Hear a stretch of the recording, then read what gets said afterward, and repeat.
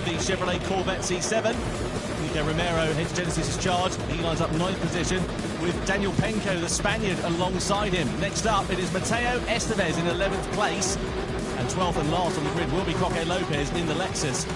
Won last time out a few weeks ago, just to remind you. Now, as you can see, the weather conditions far from ideal. It is sopping wet out there. No choice for these drivers here, Jimmy, to start on the wet compound of tyre. No, you have to do that, otherwise you'd just be completely gripless for the first couple of laps or so. But Medina out front in that Ferrari, feeling fast, obviously, as he said a bit earlier on. So if you're him, really, ideally, you want to just eyes forward and try and build as big a gap as you can whilst the car is feeling good. Of course, tyre wear on as well here, so easy to burn these wet tyres if it gets into difficult conditions. But I think it's going to be a fun race, this one, Tom. Yeah, we'll see what happens, because of course it can dry out. There is that possibility with the dynamic weather. Will someone go on to the intermediate tyres? Will they make a gamble and go straight onto the dry compound tyres? We'll wait and see what is going to happen over the course of this 28-lap race. But round 2 of the 2024 Gran Turismo World Series is about to begin. We're ready to go racing here in Prague as Mohamed Badima and Ferrari will lead the field across the line,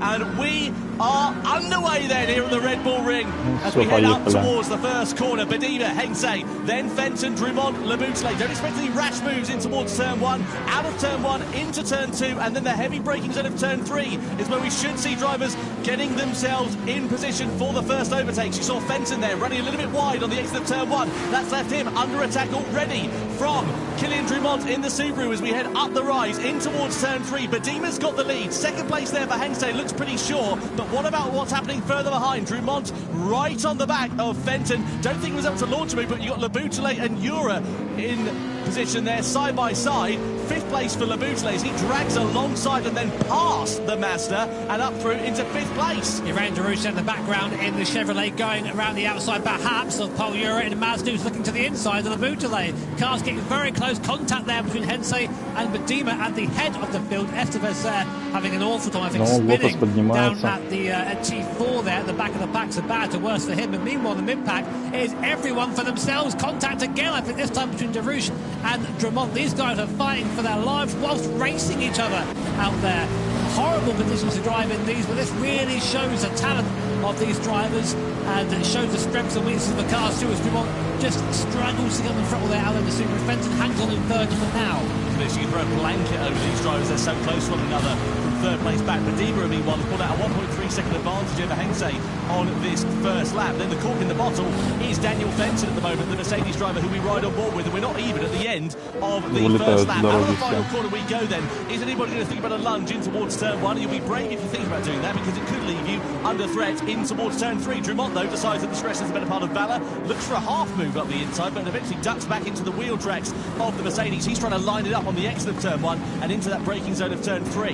Yeah, that AMG is just a roadblock right now. No one can find a way around on board now with Paul Jura in that Mazda. Of course, highlighted by that rotary engine. Look in the mirror there in the bottom right-hand corner. You can just about see that BMW being pushing along. Paul Jura, Laboutelet on the outside. They all try and break off line. Just about managing to keep out of each other's way. Darush there, getting by Drumont. So Darush up into 4th place. Now Jura's following through as well. That Subaru really struggling on the straights here. Unfortunately, this is not a circuit. You want to have a car that's slow in a straight line. Yes, left him under attack here from Laboutelet. Oh, moves under braking there as Drumont leaves no room for his countryman. Laboutelet's going to try and rough it around the outside. I don't think he had much choice in the matter, but he's turned it into an opportunity. He's got ahead of Drumont, and he's almost side by side with Jura. Just has to back out of it again on the exit of that corner and duck back into the wheel tracks, but that was very close and aggressive racing. Jura's a little bit wide. That's left the door open for Drumont to go through into 6th place, or 5th place possibly, but no, not for now. Drumont just sits there in 6th position, but all the while they're squabbling,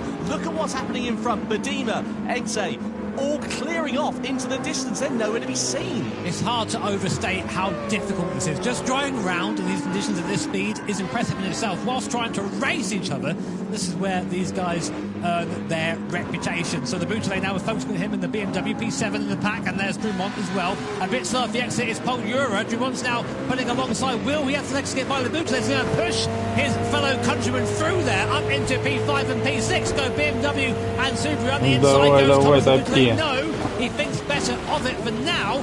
still holding the place, but no, Paul Euro hanging on the outside somehow in that Mazda, has to back out of it finally, but that was great working together there by the Boutelet and Drummond, but maybe the stewards will have a look at that. It's allowed Serrano an opportunity to go through up into 7th place there, so Euro has just lost out a little bit whilst they were going side by side into that braking zone of turn 3. I tell you what, I wince every time we go into there because it just takes one locked brake, and these drivers don't run ABS, so one snatch brake and you're going straight off to the scene of the crash. I'm waiting for that one guy to just come flying across the inside of the picture there, out of control, wiping somebody out. Hopefully it won't happen, but of course it can happen. So still here onto lap 3 there. Badima and Hensei there, really not separated by much. Very, very quick in these wet conditions are the Ferrari and Hensei. 3.5 seconds back is Fenton. So these guys seemingly the ones to beat in the moment. Lap times in the high 138s for the two leaders. We expect the crossover time, by the way, to go on to intermediate tyres about 137 there and thereabouts. You can see Badima with that big old slide in that Ferrari 458 as he came through the right-hander. But that's the crossover time. Rain is still coming down as it stands for now, so just keep an eye on the weather conditions. If it starts to dry out, when the times get down into the 1 minute 37s, that's when we should see drivers thinking about boxing for inters. Yeah, I'd love to take a look at the weather radar, of course a feature in Gran Turismo 7 to see sort of what's coming, what's happening there, but wipers still on for now. Rain is still falling for now, so we'll keep an eye on that and see if things get any better. But we're going to have T1 again. Badima stretching his legs a little bit. The gap now up to 1.2 seconds. But it's a bit weak through T1. That's why Hensei comes back at him. There's a replay. Here's what happened here between Jose Serrano and Labuta. They go down towards T4. Heavy on the brakes. Contact there. Oh, and off goes Serrano. He spins. Oh, what a shame there for Jose Serrano after such a strong showing at the Montreal round. Yeah, a bit of a hand-fisted attempt there for the Spaniard, I'm afraid to say, as he went into the braking zone of turn 4. Labuta, we ride on board with him and Drummond, all out of shape there, and then contact spins round Drummond. Oh, Killian, what on earth is going on with your 2024 season? He made a mistake in the Nations Cup, if you remember, back in Montreal, and it goes from bad to worse for him. He must have walked under a stepladder or, I don't know, something along the lines of that, you know, to the black cats or something today, because it's just not working out at all. I love to see a replay of that, but I think like Labuta there was quite heavily involved in that incident there, but we'll comment on that when we see more. For now, there you go, the stewards having a look at that. We have live stewards here at the event, straight into the action, straight into the investigation, and we'll get back to you as soon as we know more. But that does put, as you say, Killian Drummond at the back of the pack, and Coque Lopez will be happy with that because he's getting enough of a place out of it, but not moving forward. Someone who is moving forward is Estevez, the Honda, up to P7 right now after starting from the back of the grid. So great racing so far for Estevez. Can he continue? We have a look at the weather radar in our commentary box. There's a little bit of a break in the weather we can see coming along the way in a few moments' time. So if that does start to ease off ever so slightly, we'll keep an eye on things and see what happens. There is Nico Romero driving for Genesis. As I mentioned earlier on, Genesis podium for them in the World Finals at the back end of 2023 in Barcelona. Can they repeat that feat over the course of this year? Just to remind you, as we now see the weather radar, you can see there heavy rain at the moment, but it is going to start to break a little bit later on in this one. So if that does happen, or when that does happen, I should say, then we'll see drivers changing their strategy and thinking on the fly. I love that we have that in the game. In real life, the weather radar is something you just don't want to look at, especially if you're at the Nürburgring. But anyway, here is a replay of what happened between Drummond and Labuta. So we're coming down to T4 there. A bit of contact on the way in. Is there something? No, he loses it on its own. No, he doesn't. He almost does. Yeah, and the contact there with Labuta just spins him around. You can see all the way in. Really struggling with the rear of that Subaru, sorry. So I think that maybe that car just not quite the right car to be in these conditions. But still do well to come back from this, Drummond, but back in the field for now. Unfortunate there for Killian as he sits down at the back of the field in 12th position for now. There is Hensei. Tell you what, he's keeping Badima honest, actually, isn't he, over the course of this first few laps in both of their first races in the Gran Turismo World Series. They're driving like they've been here for a fair amount of time. You can see 4.2 seconds there and thereabouts over some parts of this lap that they put into Daniel Fenton, who sits in 3rd place. You can see Labuta getting a 3-second penalty for that collision with Killian Drummond. Well, we wondered the stewards might have a look at it, and they have, and they've decided to hit Labuta with a 3-second penalty, which is going to drop him down to about 10th place there and thereabouts once he served it. I mean, yeah, it was fair. He spun Drummond, ended his race pretty much, so yeah, penalty there I think is fair in that situation. So meanwhile, in the mid-back, Paul Euro will be the first person to gain from Labuta's penalty. You can see that 3 seconds above the top of his car there. As he comes to the penalty zone, he'll be forced to brake for 3 seconds. So you lose a lot more than that in reality. And then, of course, the time getting back up to speed again is massive, especially given around here a lot of high-speed acceleration zones. But on board with Paul Ura, looking a little bit flustered, I think, at the moment. Not looking like he's very comfy. That Mazda proving difficult in these conditions so far. Almost collects the back of Labute there and picks up his own penalty. But we've seen a lot of drivers doing that, just sort of veering off the corner, trying to avoid too much rotation, trying to get it all in one hit and accelerate in one straight line instead of accelerating with a bit of lock-on, because that's an easier way of just getting traction that way. Just brought Estevez a little bit closer in that Honda there as well. That Honda's not been particularly fast actually so far this week, especially in these wet conditions. You see Estevez struggling with the traction as he comes out of turn 4. I mean, Estevez's lap times, if you look at it, he's matching the leader pretty much at the moment, so he's really quick as Estevez. So keep an eye on him. I mean, we did say he'll come back through the field, didn't we? And here he comes now in that Honda in P7. I'd say the rear-engine cars, the mid-engine cars, having a bit of a better time at the moment than the front-engine cars. Yeah, a snap of oversteer there for Ura as you saw him just coming through that right-handed. Here's Labute serving his penalty, moves off of the racing line. Such closing speed they have as Labute is going to emerge about 7th place, a little bit higher up the order than I thought. Penko and Romero also under investigation for a collision as well. They're in 8th and 9th place, Romero and Penko respectively at the moment. Out of the final turn we go, and across the timeline. So it's all pretty quiet on the western front as it stands for now, but it's going to bubble up a little bit later. Where are we at in terms of lap times? We're still in the low 138s at the moment, so we're not close enough for a changeover. The rain is still falling down, but at a lighter intensity than it was. Let's have a look and see if we can work out what happened here with Romero and Penko into turn 4, downhill on the braking, Penko on the inside, bit of contact there with Romero. I don't think that cost them too much, really. That's all right. It's racing, that one. It's right. I say that, and the stewards are going to say it isn't that. Well, no further fraction. There you go. Finally, I've got one right after all this time. There, forgetting that it's the pedal on the left that slows you down, or you've got a clutch, I guess, but slows you down too. And back down to 12th place, he goes behind Kylian Drumont. Coque Lopez is struggling big time in that Lexus. Yeah, I wonder if he's going to try and launch an attack immediately on Kylian Drumont and get himself ahead. Down into the braking zone we go, closes right up on the back of the Subaru, and it's just not working out at all here for Coque Lopez. He doesn't look comfortable. Look at the way he's driving, look at his driving position as well. He looks tense in his shoulders, doesn't he? You can see him fighting the car, scrabbling for grip and trying to find performance that just doesn't seem to be there for the Spaniards. Yeah, it's important in wet conditions to sort of let the car move a little bit. If you're trying to put in these really big aggressive intervals, that's when the car has the biggest issue. It looks like he's sliding through this midsection here, so we have to hope for Coque's sake anyway, the weather does line up a little bit. Again, our weather radar suggesting that the rain's still coming down pretty decently at the moment, so we're a long way left in this race. Lap 8 of 28 as Badima comes across to start lap 8. And here is a replay there of Coque Lopez. So this is going to be quite scary on board if you're Coque Lopez. They hit the brake pedal. Nothing's happening. They've got to get out of the way. Oh, you can imagine just a feeling there of, am I about to wipe something out? No, okay, but I am now last. Yeah, that thing would twitch like a rabbit's nose, wouldn't it? Unfortunate there for Coque Lopez, and just about managing to avoid contact into turn 3. Now Serrano versus Drumont. Drumont starting to come together in this race. 8th lap out of 28 we are on.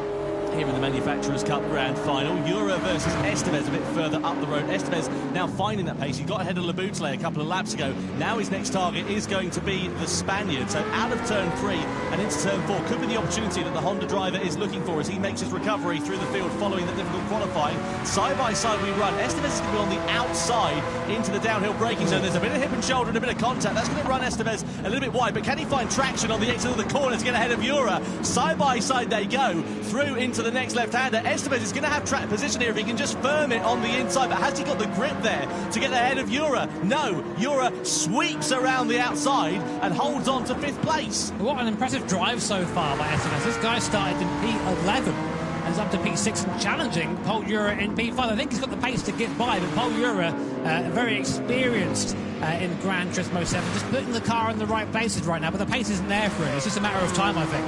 Drumont just losing a position there to Jose Serrano for 10th position as well. On board we ride here with Thomas Labute. Pole position for BMW back in Amsterdam. That'll seem like ever such a long time ago, no? There's a bit of contact, isn't there, going through that final corner. Estevez now under a bit of pressure. Meanwhile, Labute versus Estevez.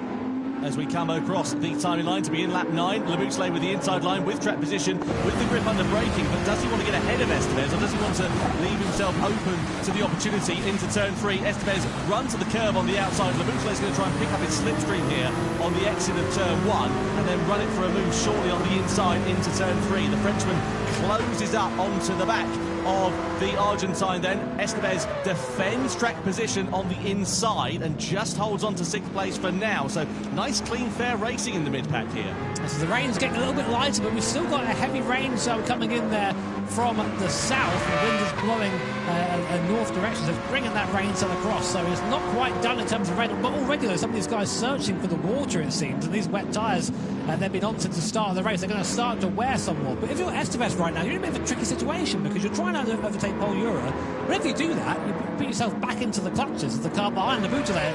And we've seen him, he's elbows out all the way as Laboutele in this race. So definitely one to watch out for. But Estevez needs to try and focus and try and put a car between him and that BMW behind. Got to be careful as well. You don't want to squabble too much, because look who's going to clear off into the distance. Paul Ura doesn't need a second invitation to build a bit more of a gap over those two drivers. And Estevez there wide on the exit. That could leave him under threat from Laboutele. Maybe not into these last couple of corners, but perhaps across the timeline and into turn 1 again. I was going to say, speaking of clearing off into the distance, the leaders now are 5 seconds ahead of the rest as Laboutele dives up the inside of the last corner. Not usually a place to see an overtake there. Up into 6th place goes up to. Isn't anything to say about any of the racing. To me, it's all fair racing right now. Great move by Laboutele. But now the question is, can he make up the time to Paul Ura in front? The gap now about 1.8 seconds, just about out of the slipstream range. It's going to be all power from that BMW, which we know has got plenty of as it bears down on the Mazda in front. But yeah, Medima and Hensei, first and second,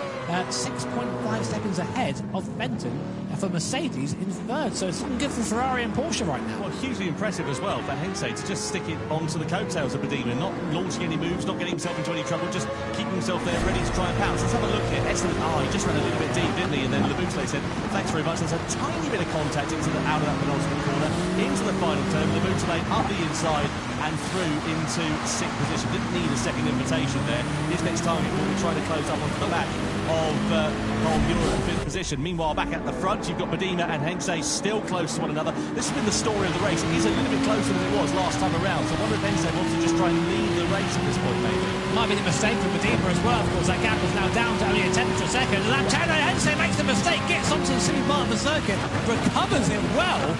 But that would have been a nerve-wracking moment there for Benjamin Hensei and Team Porsche. The gap back up now to 6 tenths of a second, much to the delight, I'm sure, of Mohamed Medina in front in that Ferrari. But we're seeing the pace. We're seeing the pace come through now for Hensei and Team Porsche. And that's going to be a wake-up call, I think, for Mohamed in front. He's going to be, okay, cool, right.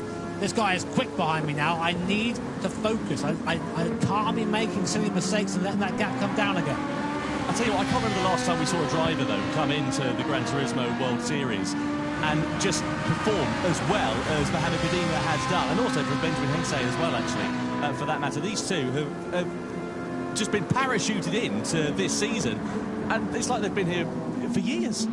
Yeah, they've done amazing so far. But the race is far from over. And to prove that, here are people squabbling for position in the midfield. Romero and Penko looking up the inside of that Genesis. Not going to get a good run off the corner there. Here comes Kylian Drumont in the Subaru trying to recover after a spin earlier on.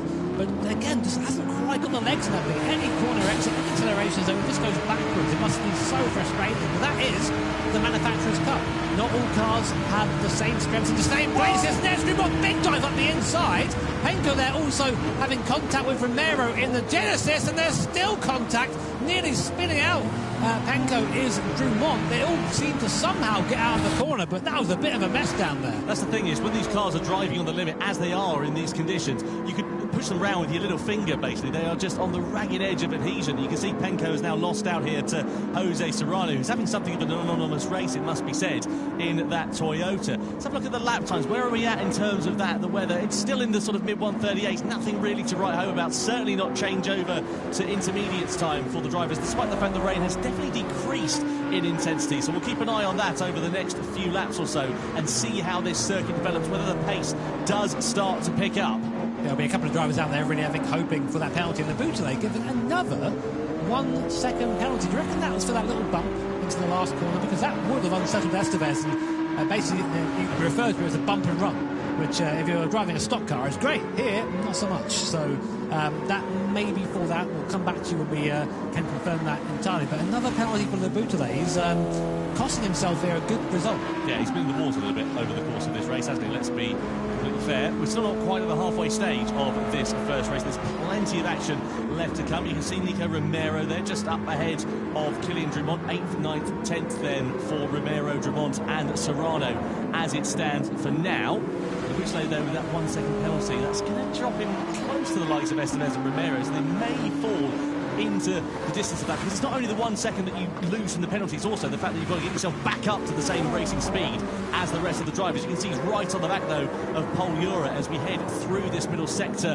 of the lap. Ura doesn't want Lebutele to try and get himself involved in the action because that's going to cost him time. You can see there, cue the Jaws music, Estevez, Romero and Drumont all not far away from this.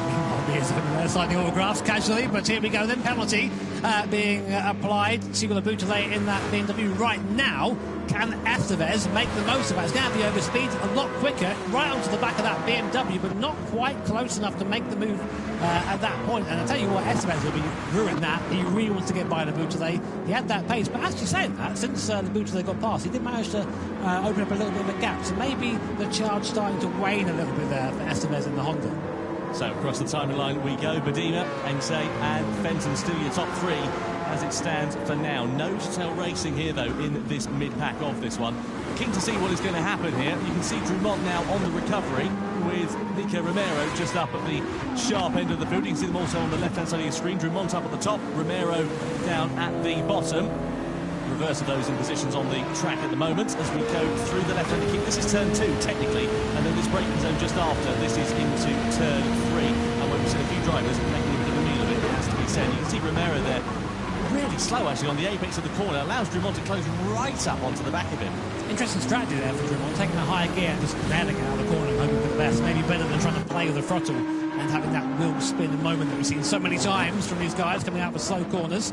As we come through again now down to T4, and still rain coming down for these guys at the moment, so still having to deal with this, still having to deal with the conditions there, as Badima has actually just about spread the gap a little bit to Hense up in the lead. You can see there are live audience there enjoying the racing as of now. Manufacturers Cup now, Nations Cup a little bit later on today, so lots of racing for you Gran Turismo fans at home watching. And there is our weather radar, and after I think this one the last cell of heavier rain, I think it looks like we're starting to clear up a little bit, so we will see. Of course the weather is moving all the time, and weather conditions here in GT7, so lots of possibilities still to come. And speaking of those possibilities, Jimmy, for the likes of the Lebutele, Estevez, who are a little bit further down the order, do you think they'll be a little bit more inclined to take that risk? As we see Drumont now getting close onto the back of Romero, not quite going for the move. But yeah, just go back to that point. Do you think that they might take a bit of a gamble? They've got less to lose. Yeah, I think so. I mean, the moment, if I was one of those guys, the moment I saw contact there, between Drumont and Romero, nothing seems to come from it there, but just showing that braking performance of that Subaru. You see on the brakes, Drumont is a demon. It doesn't matter. You can't do anything with it when he comes off the corner. But to finish my thought there, yeah, if you're one of these guys who may be trying to think, can I improve my race? At the moment I saw my lap time coming down, I would come into straight away, maybe even one lap before. Just try and cool it for everyone else does. Do a Jensen Button. Do you remember what he did in Australia 2010? He came off the intermediate tyres straight onto the slicks, went off on the next corner, and then managed to get enough heat to get those tyres working. That's a problem for later for these drivers to worry about. We are now at the halfway stage, though, of this race. Into turn 4 we go. Romero still in front of Drumont, as Serrano there in the background, a little bit of a slip and a slide on as well. Yeah, we've been singing the praises of Estevez in this race, but also Ryan Darouche up 4 places from his starting position. The second best of the front engine runners to Fenton, who has, I think, just sort of found his pace now, found his groove, and is actually starting to go back towards Hense in front ever so slowly. It actually looks like the charge of Ben Hense in the Porsche is starting to slow down a bit as Drumont goes up the inside of Romero and the S's there. They're now side by side coming up to this last couple of corners here. Drumont on the inside, Romero on the outside, but Romero able to drive straight back past him again. That must be so frustrating if you're Kylian Drumont. But what a shame there for Drumont. He's doing nothing wrong at this moment. And look at the exit he's got out of the corner, pulls alongside Romero and easily gets ahead. But is that going to leave him vulnerable into the next heavy braking zone of turn 3? Side by side they go down the start-finish straight. Romero's going to go for the long sweeping line on the corner of turn 1 and try to use the traction on the exit. Gets a bit of a slip and a slide on Drumont, push to the sausage curb on the outside, and again side by side they go. Romero on the inside, Drumont's on the outside, and Romero in the Genesis with greater straight line speed just powers past the Subaru. Nothing Drumont is able to do. Into the braking zone of turn 3, closes it up once again, gets very deep on the brakes, tries to switch back on the inside, gets himself ahead. That might leave an opportunity for Serrano to come into play as well. That's what he needs. He needs that. He needs someone else in between him and Romero. Serrano dives up the inside in that Toyota, but Drumont, even still, that amazing exit, is still struggling to try and make the gap, heavy on the brakes. Now this is where Drumont's got to make the difference. He's got to be quick in this middle sector. If he can get free, I think we're going to see him pull up to the back of Laboutelet. He just needs to be on his own, and he's made it. Look at the difference in speed there. Gathers it up from a slide mid-corner, 101 an hour plus slide. But it really could have cost him quite dearly indeed. He's now going to redo all of the hard work that he was trying to do on Serrano a few corners ago. In towards the penultimate turn we go.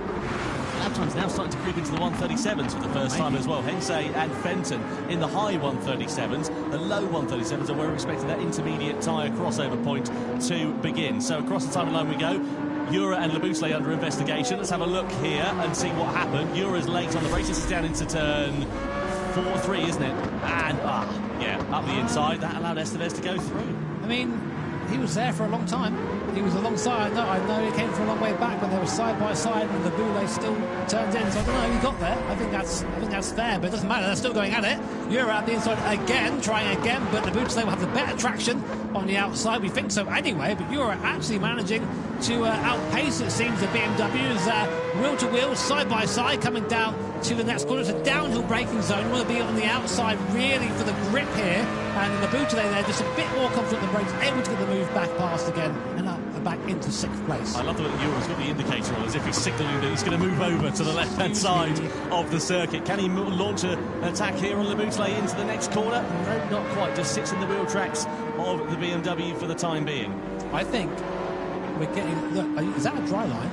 It's drier than it was. It's drier than it was, wasn't it? Look at them. Look at them using the outer parts of the circuit to try and cool those tyres down. They don't want to be on the normal racing line because there's no standing water on that part of the track. It can't cool the tyres down enough.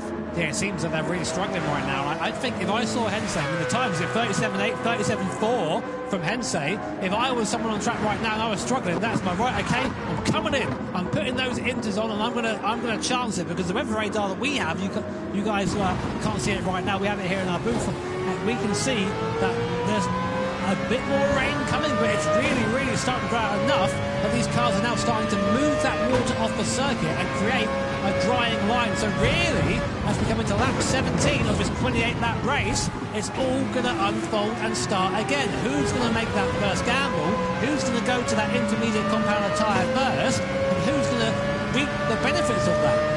So, who is going to roll the dice then? Let's see what happens surely at the end of this lap. Some of the drivers that are a bit lower down, they've got to come in, they've got to take a gamble, because it's their opportunity to try and use that pace advantage that they may have from switching onto the intermediate tyres. I don't think anyone's going to be quite as bold as to go onto the dry tyres, but if you look at the weather radar though here, Jimmy, there's not much rain on the horizon, not much on the forecast. Do you just chance it, stay out on the wet tyres for a little bit longer, then go onto the dry tyres at the first available opportunity and try and miss a pit stop? Because what are you going to lose? What, 10, 12, 14 seconds maybe from a pit stop?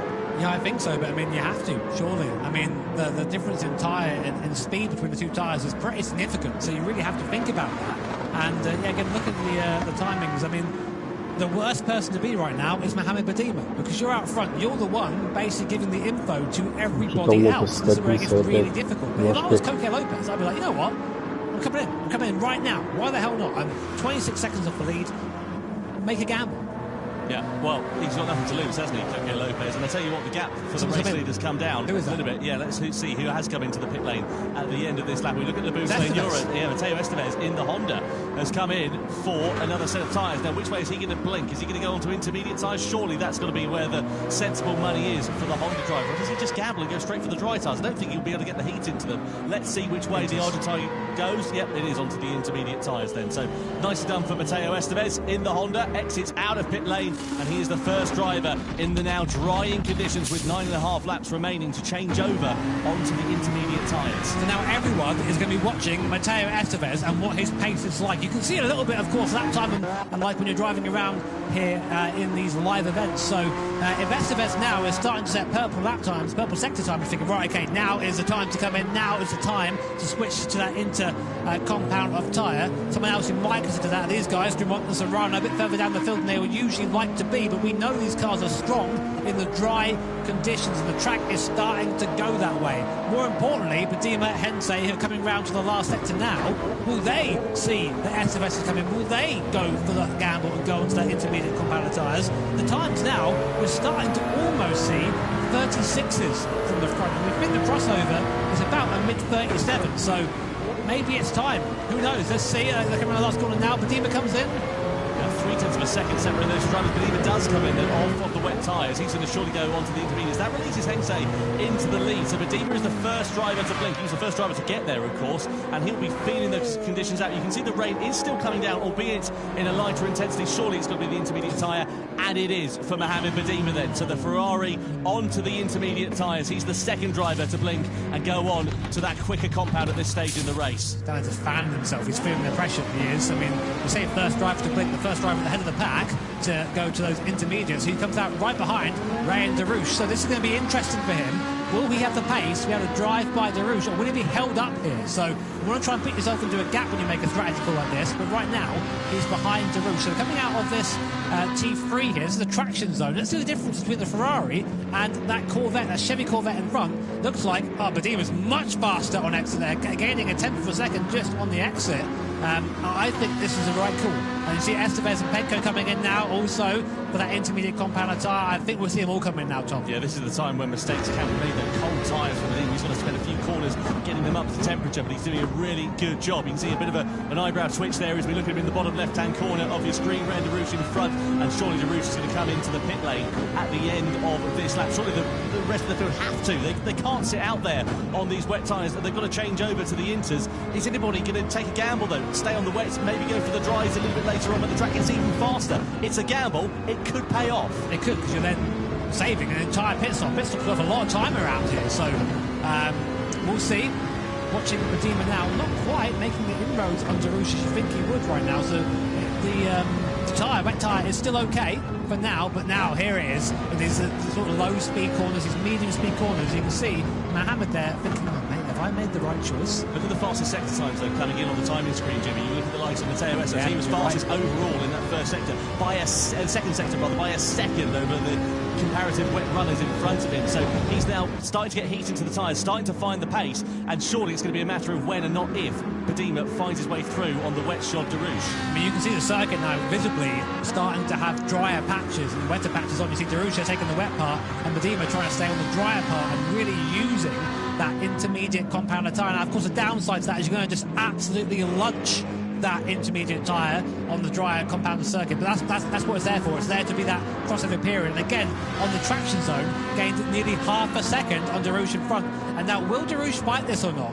Because if he's staying out, that says to me he's going to go right immediately onto the sixth. So Badima, as he goes, easy pass there for Badima, not quite though. The strength and the Corvette there, big speed. Go on, sorry, Tom. Look at the sunshine though in the distance. That's going to drive the track out even more, because we're now starting to see the weather changing even more. Badima right on the back here of Darouche as we come through this left-hander. He's got more traction, he's got more grip, he's got the opportunity on the inside. Darouche tries to defend the position as he's rightful to do so. Can Badima firm it around the outside? It's risky going through there, but Badima's got track position. He's got third place for the time being. He's going to have more grip under braking into the penultimate corner, and the former race leader Mohamed Badima on the intermediate tyres is now up into third place. But now he needs to catch Hensei and Fenton, who have both chosen not to pit here. So, as you say, Tom, they might just be roughing it out on that wet tyre and hoping for the best. Well, take a look at lap times. I mean, this is not really going to be a representative, I think, of the pace for Badima at the moment. Still does a 34.7 whilst passing. Sorry, Tom. Yeah, you could say Ura and Romero also into the pit lane then. Where are they going to go, though? That's the question. Are they going to go wets onto winters? They are. I wondered if someone might just take a bit of a gamble and just go onto the dry tyres, but they're playing it safe at this stage. He does. Oh, Romero goes soft. This could be a massive decision here. Nico Romero for Team Genesis decides to play a hand. He's going for those soft tyres. So let's see how he does. We'll watch his sector times eagerly and see how he gets on. But here he is out the pit lane now. Can he get up to speed, or is it going to be just a mess? So he's going to be going straight over to that drying line. We'll see how he does, because the guys who've taken the intermediate tyres already will have to stop again and go to those softs. This could be everything for Romero and Genesis. This is bold from Romero and for Genesis, but they've got nothing to lose. They weren't really featuring in the podium battle, and this could be an absolute masterstroke if the rain isn't going to come down. You can see the sunshine now bathing this circuit, and the dry line getting even more prominent. And of course, the likes of Badima, he might have to firm it out on the intermediate tyres and move over to the wet parts of the track, so it could go from being an advantage for a few laps into a disadvantage depending on what Romero does. But I tell you what, he is a brave man to go out there, take a gamble quite like this. We've got to keep a very close eye on the lap times. You can see though now a very prominent difference between the wets and the intermediates. Fenton and Badima 0.7 of a second quicker for the Ferrari compared to the Mercedes in second and third. I don't think it's enough though, Tom. I don't think it's enough at this stage. Romero, so let's look at his second sector, is comparable to those on the wet tyres. A little bit faster, actually.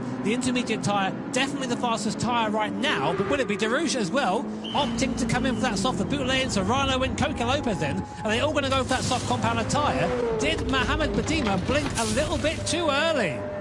Well, we'll see what happens here as Darush crawls his way out of the pit lane. He's going to have to be very careful off the racing line to not spin up those slick tyres and try and get some heat into them. Moves over to the drying line. That's going to leave him under attack here from Jura. So Darush now behind the intermediate shot. Estevez. Now this will be a real test, because Darush has had good pace. He's on the soft tyre. The two drivers sandwiching him at the moment, both on the intermediates. You'll expect Jura to be quicker. Look at that grip he's got under braking, especially into turn 3. And out of this corner as Darush tries to get those softs up to some operating temperature. Jura here is on the inside. Darush, I'm sure, is going to be a little bit defenceless at this stage, but he's not taking it lying down into the braking zone of turn 4. Has Jura got more grip under braking? He certainly has. He dives to the inside in the Mazda. Darush has got no answer for him at the moment, but there's still a few laps left. There's still 5.5 laps for this to come the way of Darush and Le Boutlet and the likes of Romero, Serrano and Lopez, all of whom have gone onto the dry tyres. Isn't this crazy? We have every compound tyre currently on the car. Hensei finally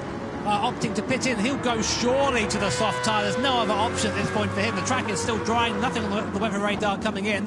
Fenton opting to stay out again. This is going to promote Badima back up into soft there for Hensei. So this is going to be a crazy finish. We're going to have to check the gaps once we get then go through the sectors. But right now, Badima 1.7 off the lead. Hensei back out on that soft compounded tyre.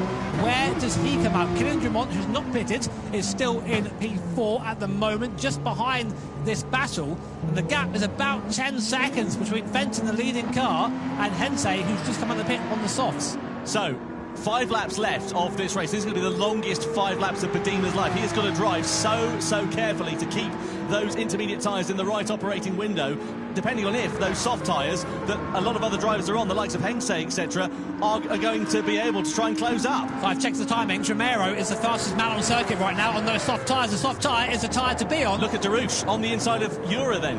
Soft tyre there for Darush. He's got some heat into it after just 1 lap. He now deposes the Mazda down into 7th place, and his next target is going to be Matteo Estevez. He's going to drive by him like he's standing still. But importantly, is there enough time? Is there enough time left? There's about 6 laps left here. You need at least a second lap plus the overtake for Hensei. He's the one we're watching right now in P3 to try and catch Fenton and Badima. So right now, Estevez, Darush and Jura, all of them, Darush on the soft tyre, Estevez and Jura on the intermediate tyre. For this middle sector, you can see Darush just hasn't quite got the speed. Jura can go around the outside, but as soon as he hooks into that dry tarmac, that Chevrolet just absolutely takes off. Fenton coming in too late for Fenton. He's really going to lose out here, I think. Yeah, I think you could be right. Could possibly cost him a podium here as we look at this battle. 3 drivers all squabbling for position on 3 different compounds of tyre as well. Darush then on the softs, Jura and Estevez on the intermediate tyres. Through the final corner we go. Darush with more traction, more speed underneath him. He's going to out-drag Jura for the time being as we come down the start-finish straight, though.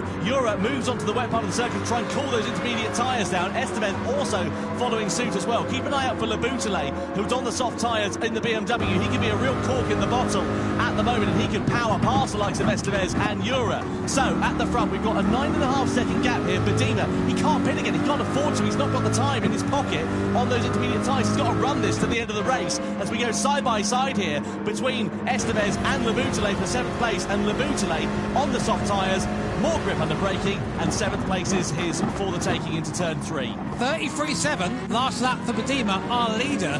Leboutillet on the soft tyres in P7 does a 31.4. That's 2 seconds a lap faster. There is enough time for Hensey to catch Badima here with 5.5 laps there, 4.5 laps, left of this race at M Prague, the grand final, on board with Leboutillet on that soft tyre, trying to find his way around Paul Ura. Should be easily said and done.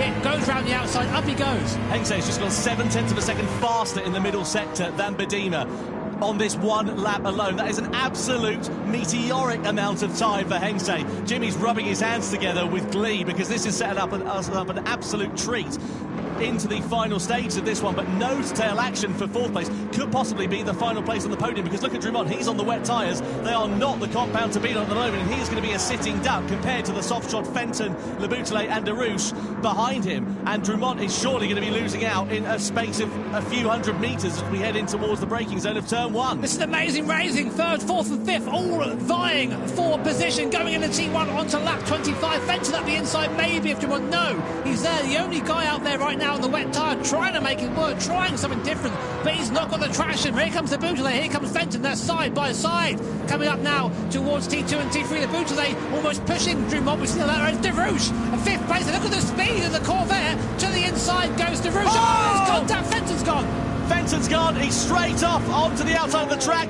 Drummond with nothing going as well, no grip for him on the wet shod Subaru, and unfortunately for Daniel Fenton, he's put in a brilliant race in his debut event, and it all comes to nothing, sadly, for him. Meanwhile, at the sharp end, the gap up to nearly 10 seconds as we see Ura versus Drummond side by side. This will be easy for Ura because he'll have more grip under braking on the intermediate tyres, but Hensey made a mistake on that last lap. He was quickest overall in the 2nd sector, but the 3rd sector, he must have made an error because he was about a second slower than Badima last time around, and that could be the catalyst which may cost him a chance of victory. But did you see Ryan Darouche there, Tom? He went from, I think, 6th or 7th to 3rd in one corner. Amazing run there. However, the stewards not so happy about that. I wouldn't be either if I was Fenton. Here's a replay. Look at Darouche. He's in 6th place right now. Super close. Makes the most. Goes around the outside of the Leboutillet. Goes from the inside of Fenton.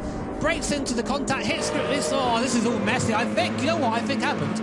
I think that there was a bit of contact. I think Fenton braked on the wet part, on the 6. Well, you could argue that Darouche hit the back of Drummond. Maybe that upset the balance of Hensey's car. Either way, well, the stewards have got more angles. Let's have another look at it later on and see if we can pick the bones out of it. Meanwhile, Darouche versus Leboutillet then, 2 soft compound tyres. This is the final battle for the final podium place, and of course all-important World Series points over the course of this season as well. So this doesn't just mean a matter of pride, it means a matter of their championship position. Meanwhile, at the sharp end, I think Badima is going to have enough left in his pocket as it stands for now. 8 seconds the gap he has got over Hensey. If Hensey hadn't made that mistake a couple of laps ago, he could be in with a bit more of a shout, but at the time being, I don't know. We'll see, Tom. Fastest lap so far from Craig Lopez, a 30.5. Fastest lap from Badima is a 33.5. That's 3 seconds of that faster. There is still time for Hensey to get there. They're booted out the inside. Darouche makes a mistake, gets onto the wet part of the circuit. The slicks cannot deal with the water, and he slides out there. And Leboutillet, after hitting pretty much everyone in this race so far, up to P3. Will he stay there? Stewards' inquiry ongoing at the moment. But Hensey, that is the battle we need to keep an eye on. It's 6.6 seconds, the last lap there. There is Badima. Right now, you can't see Hensey. So right now, it's a good, okay. If you want to just run my laps, he's got 2 laps at the line left here, pulling over onto that wet part of the circuit to try and cool down his engine. Look at the time, Tom, 34.2. He's losing time. Those tyres are starting to fall apart. What is Hensey's time? 31.7, 3 seconds faster. It's still on. It's game on. You're absolutely right. The track is getting faster and faster over the course of this one. Badima, 5.6 seconds, the advantage he has over Hensey, but he's just going to be hemorrhaging time. You can see him there moving over, trying to keep those inters cool.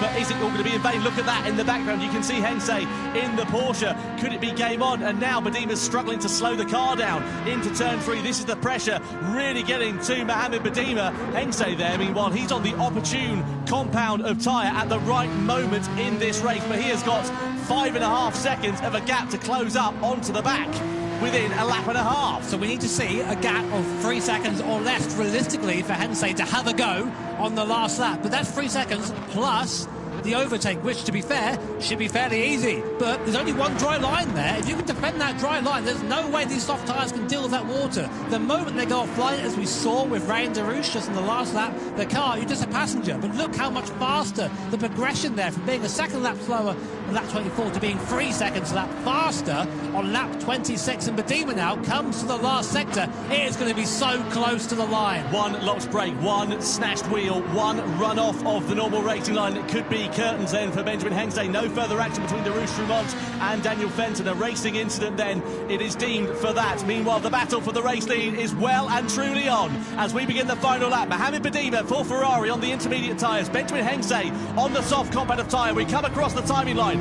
3 seconds is the gap between these top two. It is winner takes all stakes and 6 points in the World Series up for grabs. The way it's going to be right now is Hengste is going to catch Badima right at the end of the last lap. Badima will know that Hengste is coming. He'll have one eye in the mirror, but he needs to focus forward if he wants to take this for Ferrari. This will be by far Ferrari's best result here in the Manufacturers' Cup if he can just hang on for half a lap more. But look, the gap now down to 2 seconds. Crucially though for Hengste and for Badima, Hengste is out of slipstream range at this point. He's not close enough to launch an attack at the moment. He'll close up right in this middle section. This is going to be a real Achilles heel for the intermediate shot Ferrari through these medium speed left-handers here. Yeah, this is where the Ferrari's going to struggle the most. This is where Hengste can close the gap. 1.5 seconds now is the gap between Ferrari and Porsche. Who will be victorious here in Prague? Only a few more corners left. Can Badima hang on? Labouchelet and Darush under investigation. Darush is down to 9th place. There's clearly something's gone on between those two drivers.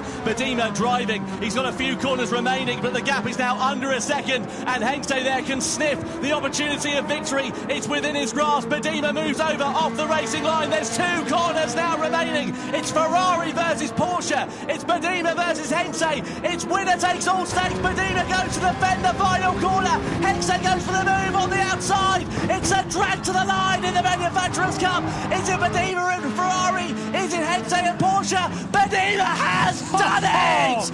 Fantastic! Mohamed Badima wins for Ferrari in Prague in the Manufacturers' Cup Grand Final from Benjamin Hengste and Thomas Labouchelet. I tell you what, a longer final lap any other circuit and Badima would have lost the racing lead.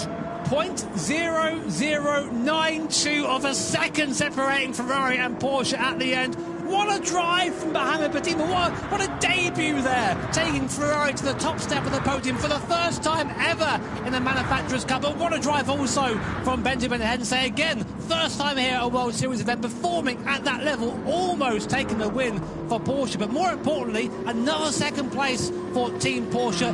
Looking good for those guys in the standings. We'll get those to you very shortly. But can't take anything away from Mohamed Badima. Imagine that feeling, knowing you're on the wrong tyre, seeing that Porsche coming up behind quickly, and you can see the audience there, and they enjoyed that almost as much as we did. Let's go catch up then with our race winner, Mohamed Badima. His first ever event, he's down on the stage talking to Jules.